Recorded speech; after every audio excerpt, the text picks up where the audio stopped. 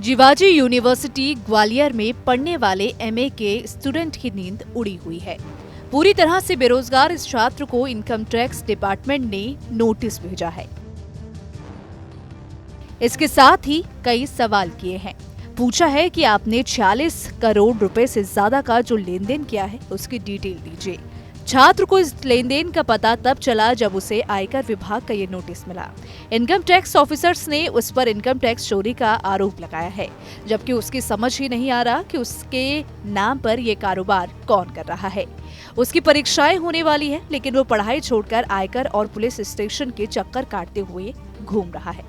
माना जा रहा है कि कुछ लोगों ने उसके पैन कार्ड के नाम पर कोई व्यापार किया है और लपेटे में ये छात्र आ गया। छात्र ने एसपी ऑफिस में भी इस फ्रॉड की शिकायत की है।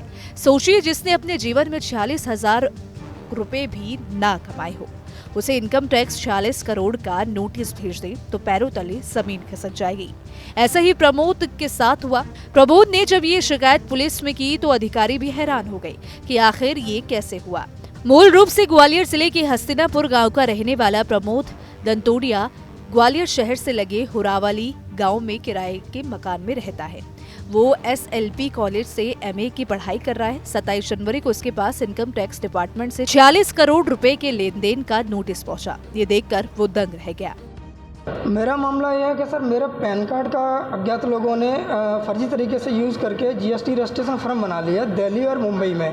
तो इन्होंने सर काफ़ी करोड़ों का ट्रांजैक्शन किया है, जिसका सर मुझे नोटिस आया इनकम टैक्स से। तब जाके मुझे पता चला 27 जनवरी को नोटिस आया, लेकिन घर में शादी थी तो उस कारणों से पता नहीं चल पाया। तो 10 तारीख को मुझे इन्फॉर्म किया, लेटर दिया घर वालों ने, तब जाके मुझे पता चल गया। तो सर फिर मैंने आके यहाँ इनकम टैक्स जीएसटी डिपार्टमेंट दोनों में जाके पता किया, तो उन्होंने बताया कि आपके पैन कार्ड पर कंपनी फर्म बनी हुई है, आप कंपनी चल रही है आपके नाम की।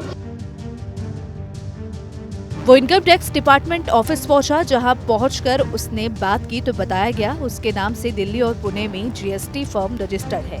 उसके पैन कार्ड में जो एड्रेस है उसी एड्रेस पर फर्म रजिस्टर्ड है और ये कंपनियां दिल्ली और पुणे में संचालित हो रही है। इन कंपनियों द्वारा 46 करोड़ रुपए का ट्रांजैक्शन हुआ, लेकिन जीएसटी नहीं चुकाया गया। इसके चलते जीएसटी चोरी का प्रकरण भी दर्ज है। इससे पहले आयकर विभाग, जीएसटी विभाग और कलेक्ट्रेट तक में शिकायत की, लेकिन फिलहाल छात्र को कहीं से भी मदद नहीं मिली। इस तरह का मामला पहले भी सामने आ चुका है, जिसमें ग्वालियर के ही रहने वाले एक नौकरी पेशा युवक को करोड़ों रुपए का नोटिस आयकर विभाग से आया था। छात्र ने यह बताया कि उसका सिर्फ स्टेट बैंक ऑफ इंडिया में अकाउंट है। ना तो 3 साल में कभी उसके पास कोई ओटीपी आया और ना ही कोई मैसेज आया। अगर उसके पैन कार्ड से फर्म रजिस्टर्ड हुई हो तो उसे कोई सूचना मिलनी थी, लेकिन इस संबंध में कोई जानकारी किसी विभाग द्वारा नहीं दी गई। अब छात्र अलग अलग कार्यालयों के चक्कर काट रहा है। फिलहाल पुलिस अब इस पूरे मामले की जांच में जुटी हुई है। खैर, इस वीडियो में इतना ही। अगर आपको हमारा ये वीडियो पसंद आया हो तो वीडियो को लाइक और शेयर करना ना भूलें।